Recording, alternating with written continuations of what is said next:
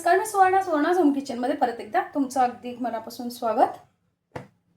घरीच बाहेरच्या पेक्षाही छान अशा या वातावरणात जे आपण पाववडे खायची इच्छा होती, तर तसेच पाववडे आपण घरी किती छान पद्धतीने बनवू शकतो ते बघूया।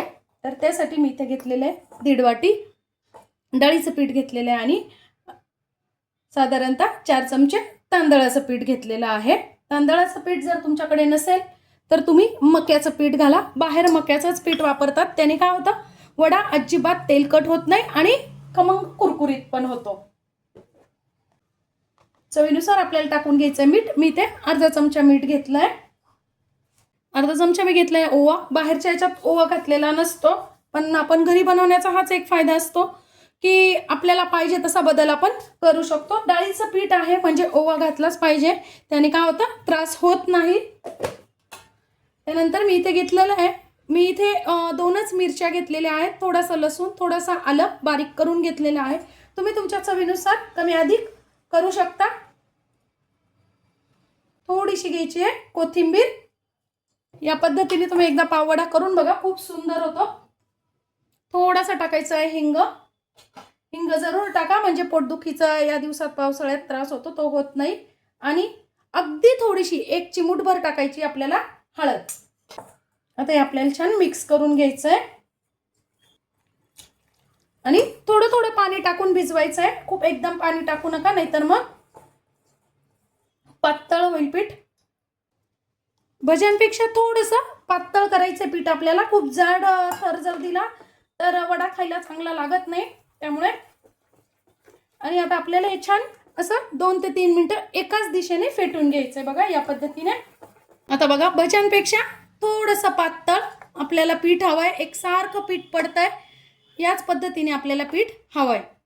खूप पातळही नाही आणि खूप घट्टही नाही। आता बघा, तेल आपलं छान तापलेलं आहे। आता वडा आपल्याला असा बुडवून घ्यायचा आहे बघा, सगळ्या बाजूनी छान कोट करून घ्यायचा आहे पिठाने। सोडताना काय करायचं, आपल्याला उलट्या बाजूनी सोडायचं आहे बघा।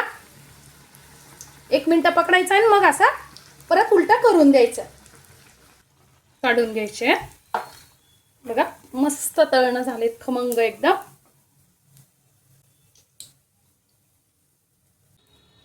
वडा म्हटला की मिरच्या आल्यात। मिरच्या मी काय केलंय, आतून थोड्याशा अशा चिरून घेतल्या, म्हणजे त्या उडत नाही, तेलात सुटत नाही। बघा काय मस्त असे आपले तळून झालेले आहेत, खूपच छान। ज्या मिरच्या आपण तळून घेतलेल्या आहे ना, त्याला थोडंसं मीठ लावून घेतलंय। तुम्हाला पाहिजे तर तुम्ही लिंबू पण लावू शकता, म्हणजे तिखट लागत नाही। मस्त अशी लाल चटणी। किती छान असे आपले वडे तळून झालेले आहेत, खमंग एकदम, अजिबातही तेलकट नाही। मी एक तुम्हाला कट करून पण दाखवते। वा बघा, कट करतानाच किती छान आवाज येतोय।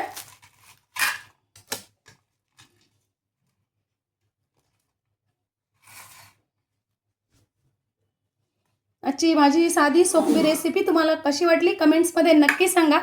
चॅनलवर नवीन असाल तर चॅनलला लाईक, सबस्क्राईब आणि शेअर करा। धन्यवाद।